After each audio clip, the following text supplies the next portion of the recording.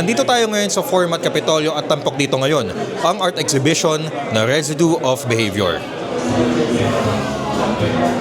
Residue of Behavior, it's lifted from an interview by the artist Sarah C.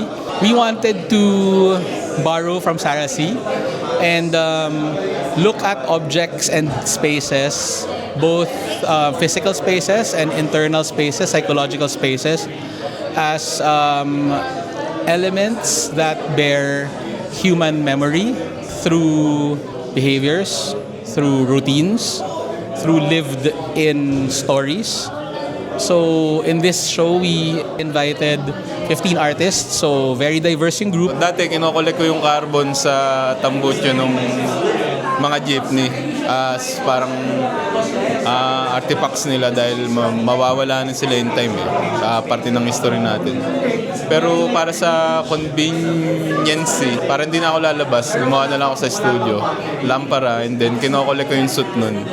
Yun na, meron na akong carbon na powder na ginagamit kong pigment. Pero sir, how do you manage to put color into carbon? Yung color sa pastel na pigment na yun.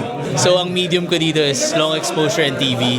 I wanted to just show parang how these little things that we see on TV affects us massively in terms of how we act.